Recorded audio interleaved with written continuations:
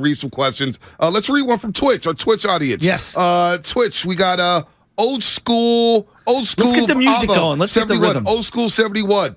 Ask Baldy would even like to block in the West Coast offense. Now you play with the Cowboys, the Eagles, West Coast offense, Bob McKittrick, pulling guards, pulling centers, pulling tackles. Would you have liked to block in the West Coast offense? Absolutely. I knew Harris Barton pretty good.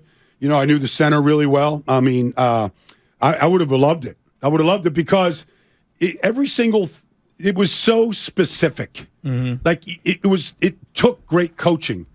McKittrick, all these guys that coached that offense. It was so specific. Your footwork, your hands, your head, your placement. I would have loved that. Ask Baldy anything, 650. You think Brady could or should come to the 49ers next year? If you could, so you watched even last week when it's 16-3 and it's just looking awful. I knew he was going to come back.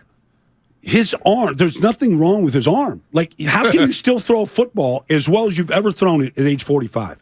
Maybe the deep ball might die a little bit, but he never really relied on the deep ball. No. Randy Moss, yes. Yeah. But it's never been his thing. So, maybe to Mike Evans, the ball might die just a touch, or to Julio right now. But I would bring him in for absolutely. Can him and Kyle coexist? Yes.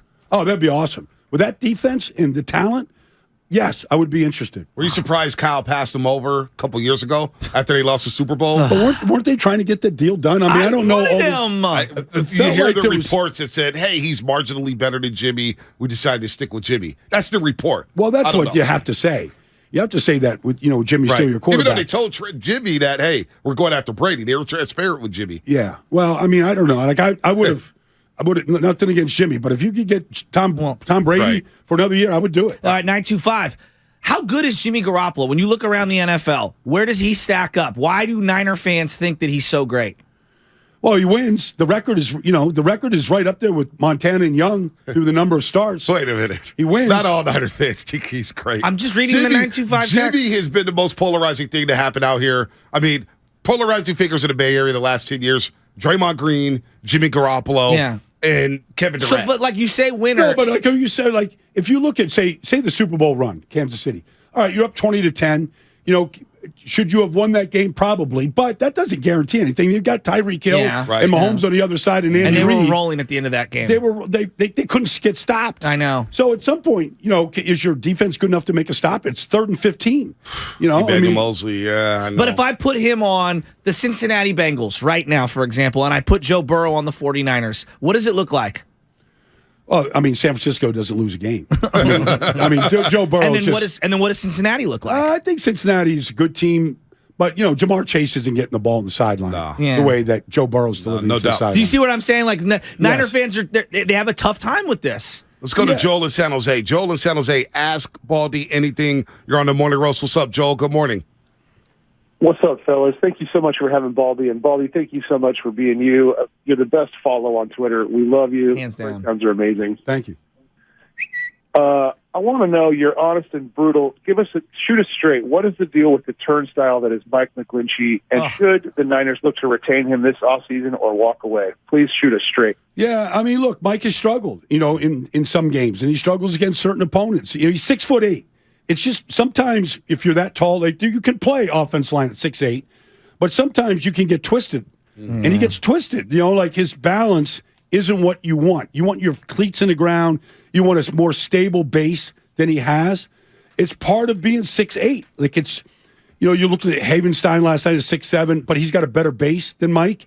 But Max Crosby was giving him fits last night. It's just he guys that your recovering ability, once a guy starts to turn the corner on you, just isn't what it needs to be. Let's go to the lines. Jonathan in the city. Jonathan, we're here. They're there. You're on the Morning Roast. Ask Baldy anything. What you got, Jonathan? Hey, good morning, guys. I just want to ask Baldy, the defense is already number one across the board. I mean, it's already playing awesome. I just want to know how better can they get if they could get Javon Kinlaw back for the stretch run. Well, he hasn't done it. I mean, I was an advocate of Javon Kinlaw. Obviously, the injuries are the injuries. I thought there was a chance his rookie year that he could, I saw him playing next to Bosa, and Bosa was making him better. They were running twist stunts together. And I started seeing some moves that Nick has that kind of crept into Kinlaw's game. I don't know that you can count on him right now. Yeah. You know, I mean, give me Kevin Givens because I know I can count on Kevin Givens. Yeah. 888-957-9570. A couple of lines opened up. Get lined up in here. Baldy from the 415. Everyone's healthy. You have to win for the rest of the year. This is to play for the rest of the year. Everyone's healthy. Who are you starting? Jimmy Garoppolo, Trey Lance, Brock Purdy. Oh, I'm starting Jimmy. Just because playoff experience matters. Mm-hmm. Going into Green Bay, going into Dallas last year, winning those games, that matters. You know, tight games that come down to a possession, how to manage the game, all those things I'm putting into Jimmy's hands. And what about for next year if you had to start the year from scratch? I'd like to see how Brock Purdy finishes the year. I mean, if he finishes and he's like, nobody knew Mahomes could do this. Yes. He started one game his rookie year. Nobody, and he beat Denver that day. Nobody knew that Mahomes could be Mahomes. I'm not comparing him to Mahomes. Yeah, one was the 10th pick, one was last. I'm comparing him. Yeah. But I would say I want to see Brock through the rest of the season. If he plays well, they do well in the postseason, I have no problem bringing Brock back. But if he's just average or struggles or he's up and down, I would bring Jimmy back. Wow, this is deep inside football here. What is this strategic advantage for a pass rusher to be in either a 2-point stance or a 3-point stance? Of course, 2-point stance, pardon me, 2-point stance is when you're standing up off the edge. 3-point stance, got your hand in the dirt. What's the advantage for the pass rusher? You see how low Nick Bosa is in that 3-point stance? You see how flat his back is?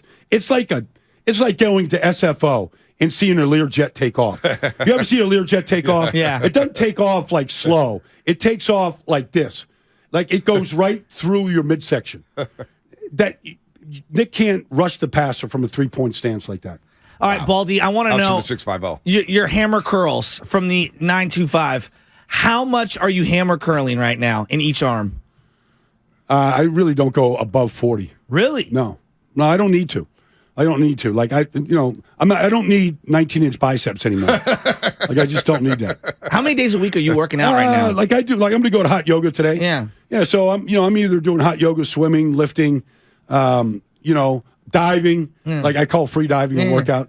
So I try to if I can get 2 workouts in a day, like I'm doing really good. If I can, You're like that, I'm ahead of the game. Baldy, Because yesterday I woke up at 5. Yeah. Worked all day. Then I flew here, so I didn't have a chance. Yeah. So if I can, I'll try to get 2 in today. Nice. See, I'm 8 weeks in and trying to, a midlife crisis here, hitting 40. So I'm doing. I went from 3 to 4 times a week, and I feel great. It's the best I've ever felt. And I went from 10 pounds, 15, 20. I'm up to 25 pounds on the hammer curls. Yeah. And I'm feeling great. Yeah. Good. Like you shouldn't really have to lift more than 3 days a week.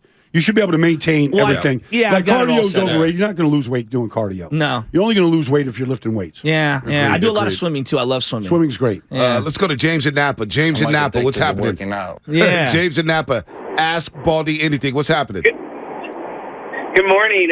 Baldy, you're so entertaining and your knowledge is so great. If you were to be an NFL coach, would you rather coach the offensive line? Would you like to be an offensive coordinator? Or would you like to be a head coach? Or would you switch sides and be a defensive coach? What would you prefer? I like coaching the offensive line. I like having 10 guys in the room, just my guys, all meatheads, just ripping on each other, just having fun, but then being serious about the craft. Build the best offensive line all time for you. Your favorite players. It doesn't have to be the best, but your favorite players if you were building out an offensive line from scratch. I'd probably go Ogden at left tackle. Uh-huh. I mean, Jonathan the Hawk to UCLA. So sick. Probably Ogden. I'd probably go Larry Allen at left guard. Okay. All right. Sonoma State. Yeah. Probably go at center. It's Dawson for the Steelers? Just go Jesse Sapolo. Oh, thank you. Let's go Jesse. The flying Hawaiian. Pay honor to the Polynesian community. Thank you. Right guard, I'd probably go Hutch. Okay. Steve Hutchinson. Yeah. And right tackle, I mean, it's hard to beat Lane Johnson right now. Wow. My God. Wow. Plus, you're working out with him. Yeah. Orlando what's Pace. he hammer curling? Big Pace. Was Pace left tackle, right tackle? He was left. He was left tackle. He was left tackle. I wanted like there's a Walter Jones. Yeah. How did Pace go an entire 4 years at Ohio State and not give up a sack? Yeah, he was that the almost was Heisman impossible. finalist. He was the first offensive big line. O. I'll never forget that Heisman trophy presentation. They had to make up the pancake stat. And it was like 89 pancakes for Orlando Pace, and he's the smaller dudes. He was great. Orlando was great. I mean, look, I mean, that was the greatest show on turf. And you ask, Kurt Warner's not in the Hall of Fame without Orlando Pace. Wow. You know, Larry Allen, for just a second, I watched him as an old man come to the 49ers with Norv Turner, and it was Alex's best year up until Harbaugh showing up. It was Frank Gore's best year by far. Ran 1,695 yards. Larry Allen was one of the greatest linemen I've ever seen in my life, the way he would move people. Give me any Larry Allen story that you've got. I'm trying to, I remember I brought him, when he was in the 49ers, I brought him into a production meeting where we're doing a game. And I think they were like, he's not going to say anything. I go, I'm going to get Larry to say it. So I went weightlifting with him. I go, Larry, tell me the most that you've ever bench pressed. Yeah. Like how much can you, what's the highest? He bench pressed 700 pounds. How? You're talking about 25-pound, hammer curls. Yeah. 700 pounds. Like, he loved lifting weights. Like, he was a championship power lifter. He won Pro Bowl skills. Yes, Remember that? yes, he lifted the most. How do you even get 700 on the bar? It bends. It bends. Like, you need guys on either side in case they start slipping. Have you seen the James Harrison videos all over the internet with him moving weight? A little bit. And I haven't I don't go watching. He's out of his mind. Yeah, he's still that's his thing. Is he like a freak of freaks? Is that what it is? I remember James Harrison. He was an interesting guy. I'll tell you a story. Yeah. So he wins the Defensive Player of the Year. Yep. I forget what year it is. It's like early 2000s. Yeah. He has 8 forced fumbles, 16 sacks, whatever. So Pittsburgh's getting ready for the postseason, and I don't forget who they're playing. Maybe playing Cincinnati. And I go to Pittsburgh that week for Fox to do a story on James Harrison, the art of the sack fumble. Like, it was my idea. I want to sit. So, anyways, we go in their indoor facility, and James isn't a man of a lot of words. Yeah. So our producer, P.T. Navarro, is like, okay, we need you to introduce this, James, say this, blah, blah, blah. And then he's going through the art of the sack fumble with me. So it's good. We got 2 cameras. You got him mic'd up. And then he's got to kind of close it out. So the PR director's like, look, Baldy, you've been out here for an hour. Like, enough. So I go, wait a second. Let me just let James decide. So I go, James, I don't feel like you gave us the best in this closing thing. You challenged him? Yeah, I challenged him. I go, I'm just telling you, James, I think you could do better. I want better. He goes, well, what do you mean? I go, I just need more life. You got to, I need more juice. And so his PR director's like, cut. And I just put it on James. I'm like, dude, I want you to pretend I'm Tom Brady. Yeah. You got your eyes and you're closed on Tom Brady, and you're going to take him to the ground. He goes, I could do better. So he came back and he goes, from the start. And he did this thing, and it was like he put this evil in his eye, and he said this, and he delivered it. And I go, that's what you want? That's what perfectionists do. Dude, he may have had the greatest Super Bowl play in history of all time. That play 100 is yards. iconic. 100 yards. All time. The block, unbelievable play. I love that guy. Let's go to Javier in San Jose. Javier, what's happening? Ask Baldy anything. What you got? Hey, what's up, boys? Love the show. Thank you. Baldy, huge fan. I just want to know who your DPOI is right now and why. Thanks, guys. Yep, good call. I'm giving it to Max Crosby right now. Ooh. Even on a bad team. Yeah. So nothing against Nick Bosa, nothing against Micah Matt Parsons, Judon, yeah. Micah. You're not giving it away after 14 weeks. But the reason why I would give it to Max is because nobody plays more plays than Max. He's playing 98% of the snaps. Wow. Nobody defeats the run. He can't be blocked. In the run game, he literally, I don't even know how he does it. I want to sit in a film room for him to explain it to me. And then just the energy level that he plays with every single week.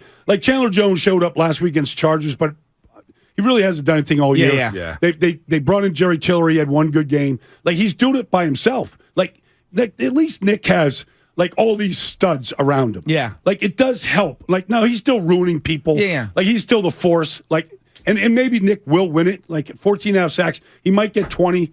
And maybe more. So like I understand.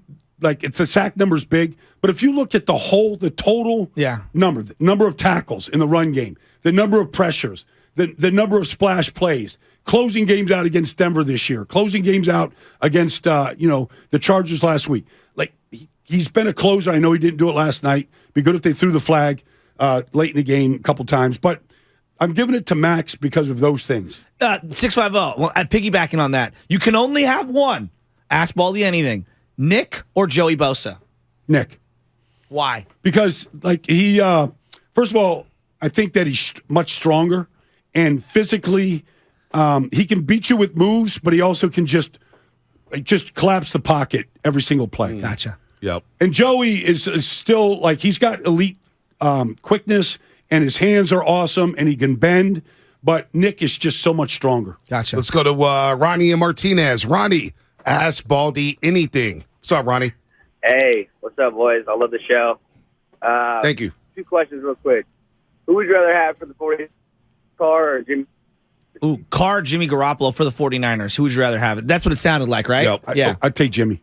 Take Jimmy. Yeah. Why? I'm kind of with you. I just feel like he's makes better decisions in the pocket than Derek has. You're talking about leadership and how teammates love you.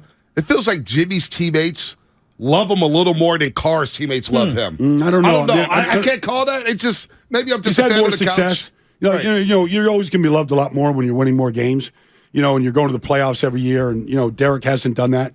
And that's not a knock on him. The organization's been awful. Right. And what they've done around him, like obviously Devontae but it'd be good if Waller and Hunter and Devontae were all out there all the time. And the offensive line's playing better now, but that was really, really shockingly disappointing last night. No, so disappointing. Real quick from YouTube, Sideshow Bob wants to know, how do you like your steak? Medium rare. Come on, the only way. I got to tell you something though. The only way. Hold on. So I'm a ribeye fan. Yeah. Okay. So, but lately, I've been into this whole strip steak thing. Oh yeah. The strip steak flavor. First of all, it's more expensive. Yes. Yep. So the fat is marbleized throughout the meat. But you give me a strip steak, you can't screw it up. It's impossible to screw up the flavor. Somebody screws up a strip steak, they should be fired. Yeah, I'm with you. It's impossible. I'm with you. Well, So lately, I've been going strip steak. do you not like medium rare? Oh, I love medium rare. Okay, I was going to say, you gave him a look, and I didn't know. No, just everybody likes them different.